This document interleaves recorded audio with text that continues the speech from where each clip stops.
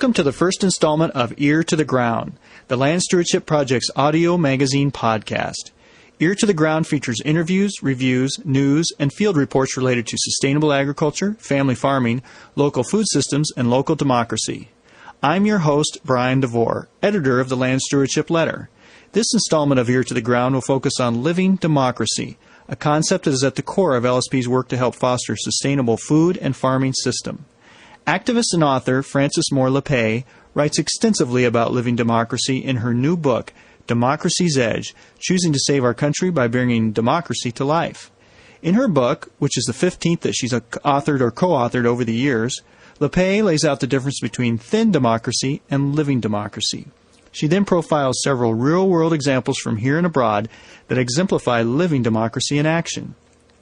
Lappé is probably most well known for her best-selling book, Diet for a Small Planet, which was published in 1971. In recent years, she has become widely respected for her work on hunger, environmental protection, and democracy. She is a co-founder of two national organizations that focus on food and the roots of democracy. Lappé is the fourth American to receive the Right Livelihood Award, also known as the Alternative Nobel. On November 18, 2005, Frances Moore Lappé was kind enough to speak at a special Land Stewardship Project fundraiser in Minneapolis. During her standing room only presentation at St. Joan of Arc Church, Lappé discussed her new book and her pioneering work on the global issues of food, land, and democracy, as well as why there is real hope for progressive change.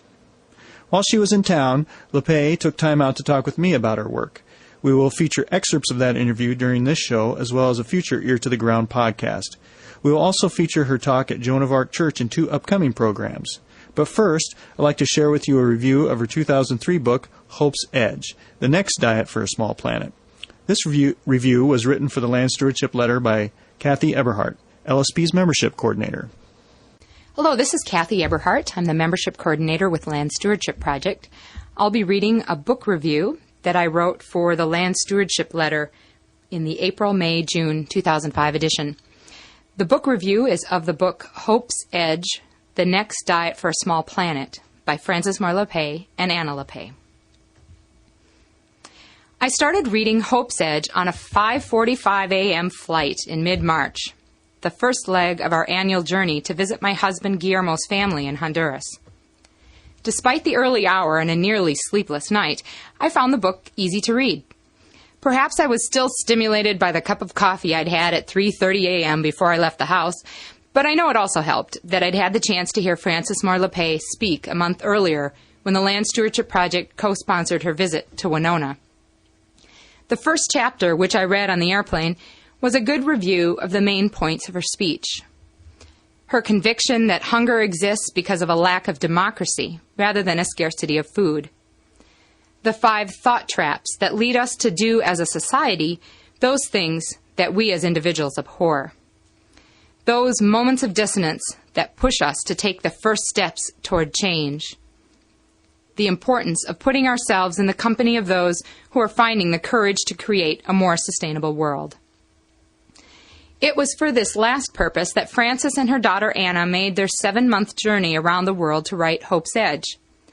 The book became a literary equivalent of the incredible Terra Madre event that Audrey Arnold wrote about in the last Land Stewardship Letter, a bringing together of many voices and stories from around the globe, and a source of inspiration and hope. Relaxing in my sister-in-law's newly built cement block house in Honduras, I read about Frances and Anna's trip to Brazil to learn about the landless workers movement. I had first heard about this initiative in Frances's speech and was eager to learn more about this incredible social movement that has settled 250,000 landless families on 15 million acres in 2,600 settlements throughout Brazil. I was also moved by their visit to the city of Belo Horizonte, translation, Beautiful Horizon, which has declared food security a right of citizenship. In the lush tropical cloud forest where my husband's parents live and farm, I followed Frances and Anna to tropical Bangladesh to learn about the Grameen Bank and its 20-year history of providing microcredit to the poor. After a long, hot drive to visit another of Guillermo's sisters, I escaped the heat in front of a fan and read about Frances and Anna's visit to steamy India to see the often disastrous impacts of the Green Revolution, as well as the eco-farming, seed-saving movement begun by Vandana Shiva in response.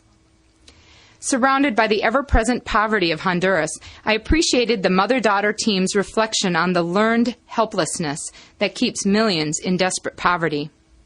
They also described the joyful Greenbelt movement founded by Nobel Prize winner Wangari Maathai that has planted over 20 million trees in the desert and brought empowerment to millions of women in the process. I was especially pleased to find the chapter on fair trade that bounces Francis and Anna from the Max Havelaar Foundation in Holland to Transfair USA in California, to conversations with coffee farmers in Guatemala and Nicaragua, and even to Food Alliance. Our own fair trade coffee business, Velasquez Family Coffee, sells the organic shade-grown coffee produced by Guillermo's father, 2 brothers, and a brother-in-law. As my thoughts started turning to our return trip, the book touched a bit closer to home as well, with a description of the author's visit to France. Here they write about the concept of multifunctional farming. We call it multiple benefits of agriculture, with familiar stories of farmers moving from confinement livestock operations and row crops to hoop houses and grazing. As our airplane landed back in Minnesota, I finished the last few pages of the final chapter that features all the great things going on in neighboring Wisconsin. A perfect homecoming. The book was engaging vacation reading because Francis and Anna are such great storytellers, filling the book with colorful details. The book could be equally valuable as a college textbook. It is full of facts and careful analysis of the most challenging issues of our times. While I was already somewhat familiar with many of these issues and some of the stories, some things were completely new to me, like the Tobin tax, a proposal to levy tiny taxes on the $2 trillion in foreign currency transactions that occur every day as a way to slow speculative trading, while also raising billions of dollars that could go to alleviate the worst impacts of poverty. This book is practical and inspirational. I would be amiss not to mention the 100 pages of recipes in the book, as well as the extensive bibliography, list of resources, and discussion questions at the end, all intended to help us take our own next steps. Francis and Anna expertly weave facts and analysis with the stories of their travels into an inspirational and philosophical journey of hope. Not a simple hope that just looks at the happy part of life, but a grounded, honest hope that, as they write, challenges us to expand our hearts to let it all in. All the messiness, the fear, the sadness, the loss, the longing, as well as the wondrous sense of awakening that this era holds. I especially appreciate the way they incorporate their own doubts and questions about whether these efforts are making any real difference, in a sense, taking us on their mental journey to find the edge of hope. At the risk of giving away the end of the story, I leave you with some of their final words. Hope does not come from convincing ourselves the good news is winning out over the bad, nor does it come from assessing what's possible and going for that. Since it's not possible to know what's possible, we are free to focus on creating the world we want. Hope is not what we find in evidence, it is what we become in action. We become hope because we are alive. We become hope because our planet needs us to, and our hope can spur us on to take our own stand, to choose. If you would like to read this book review, you can find it in the Land Stewardship Letter, edition April, May, June 2005. It's also available on the Land Stewardship Project website at www.landstewardshipproject.org. Go to the newsroom and follow the links to the newsletter archive.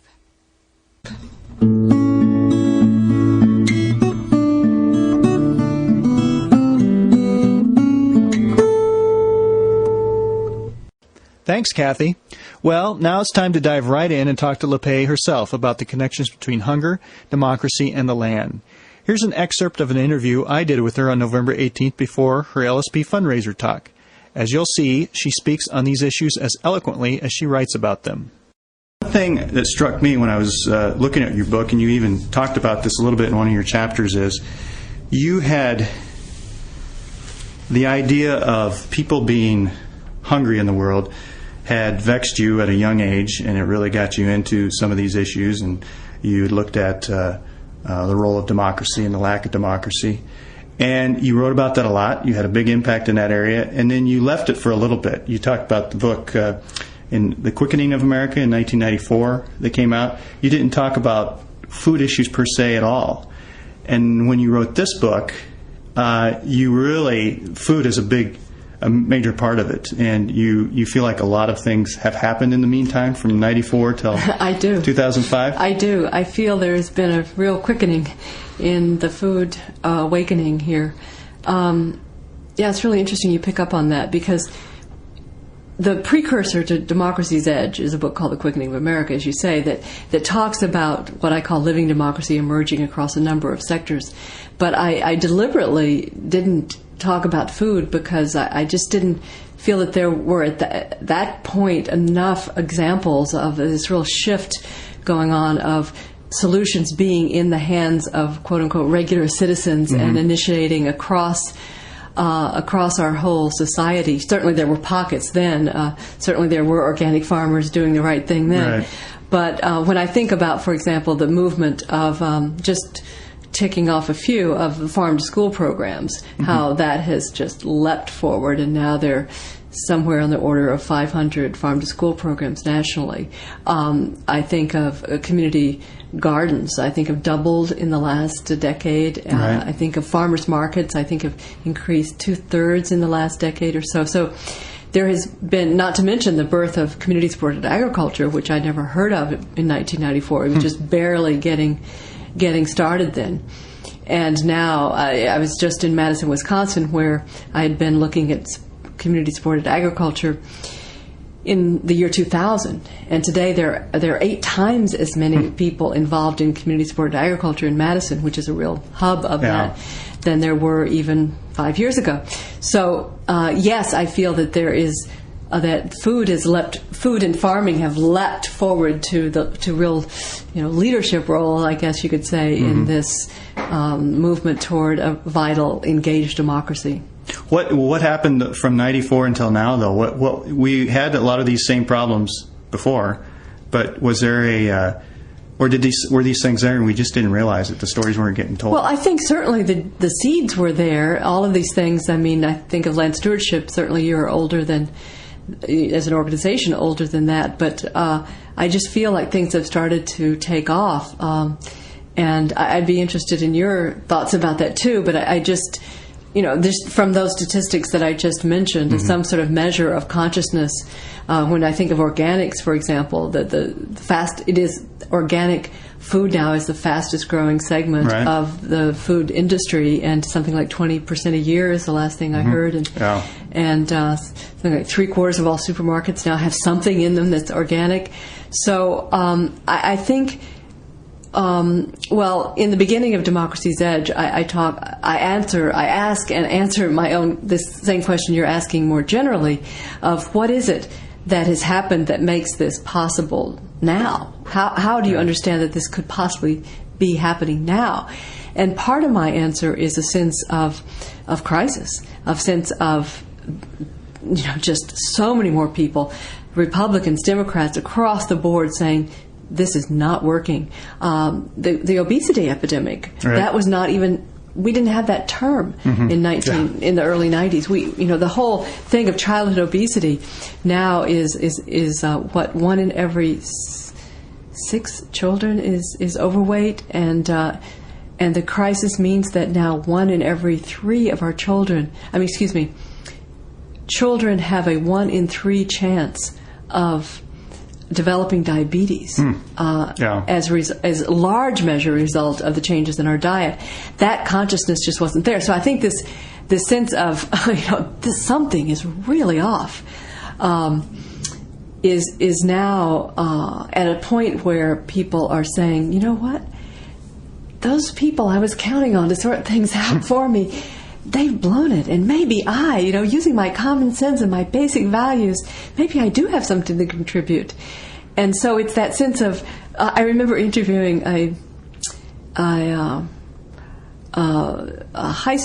principal in Chicago in the 1990s after the devolution of authority into community-based councils in Chicago because of such the desperate failure of the Chicago school system. And I said, well, what makes you think you could do any better than the old, centralized system? And she said, all I know is we couldn't do any worse.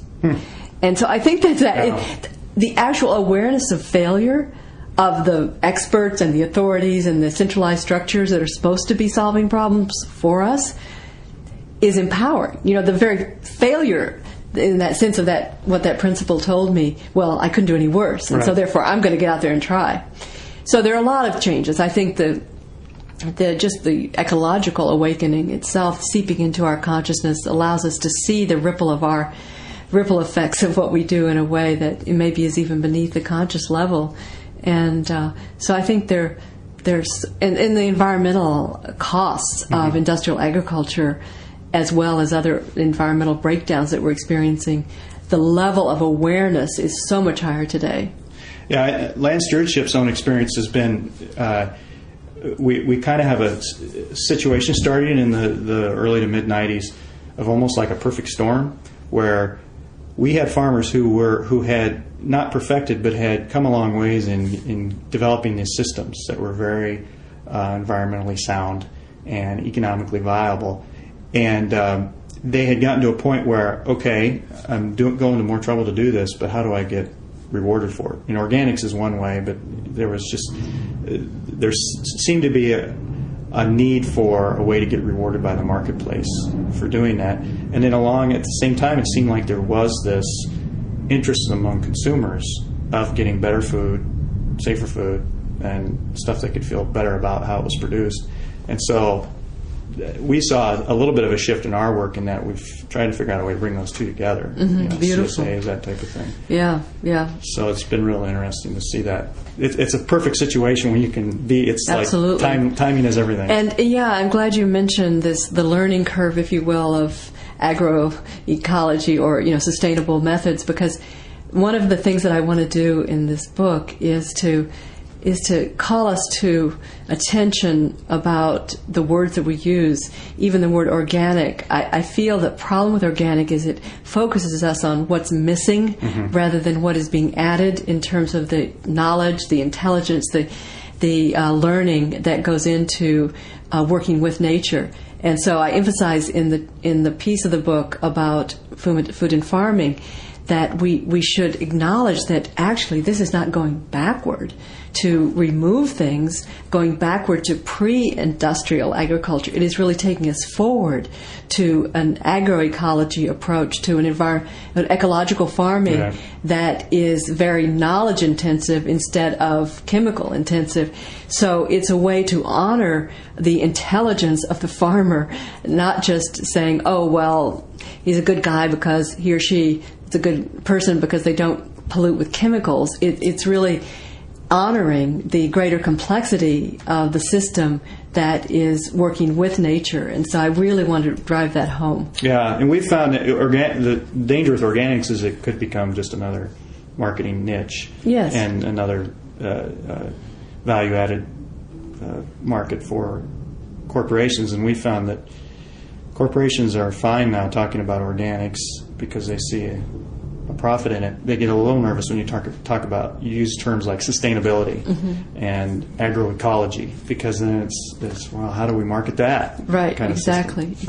And I think this goes to me to the heart of the message of Democracy's Edge, what I call living democracy, that which honors the key players in the economic chain, every player in the economic chain, and certainly the farmer, and really acknowledging the learning that has to go in. And I once asked a distinguished agricultural economist why farmers were using genetically modified seeds when all the evidence was showing me that there wasn't any real advantage to them. In fact, they were losing markets in the rest of the world, and yet they were buying into this.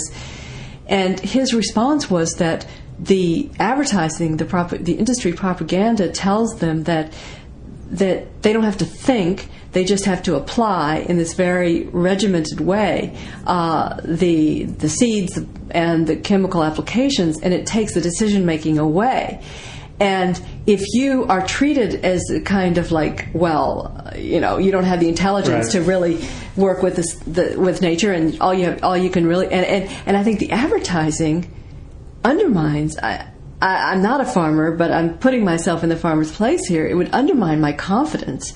And if I'm bombarded with that idea that I'm only going to succeed if I turn over my own intelligence to kind of a rote thing, but it did kind of make sense to me, because I've seen these incredibly glossy advertising packages from Monsanto and others that just press that idea that you're removed of all risk if you just follow these 1, 2, 3, and you don't think on your own, and you don't think about the consequences. And so I'm hoping that farmers, part of this seizing a sustainable agriculture approach, is claiming their own power, their own intelligence, and saying, wait a minute, don't underestimate me. Don't insult me by thinking that all I have to do is follow a little 1, 2, 3 step here. Yeah, I think one of the funniest things to see sometimes when you drive out in rural areas, to see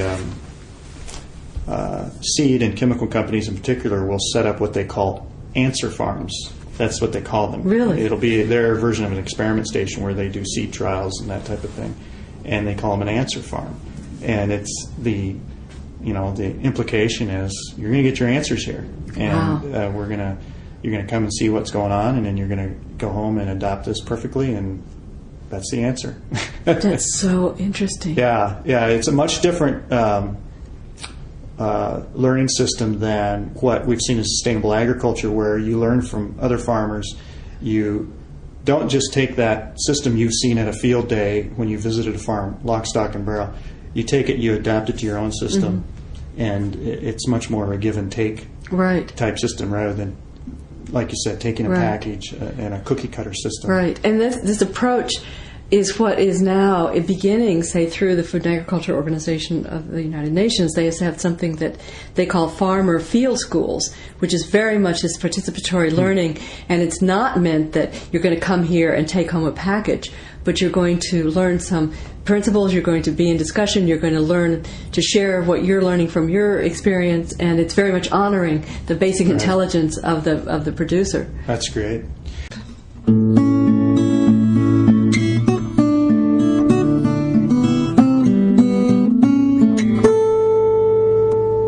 Well, that's it for this installment of Ear to the Ground. If you'd like to learn more about Frances Moore Lappé and her work, please visit www.democracysedge.org. That's www.democracysedge.org. Just a reminder that Ear to the Ground will be broadcasting her November 18th talk in 2 parts during future podcasts. We will also feature more of my interview with Lappé in a future program. This podcast is a new endeavor for the Land Stewardship Project, and we'd like to hear from you. You can send your comments, criticisms, and suggestions to me, Brian DeVore, at bdevore@landstewardshipproject.org. That's bdevore@landstewardshipproject.org. You can also get me on the horn at 612-729-6294. 612-729-6294. A special thank you goes out to Laura Borgendale, a Western Minnesota musician and LSP staff member who provided Ear to the Ground's theme music. And a very special thank you to all of Land Stewardship Project's members who make initiatives such as this podcast possible. Thanks for listening.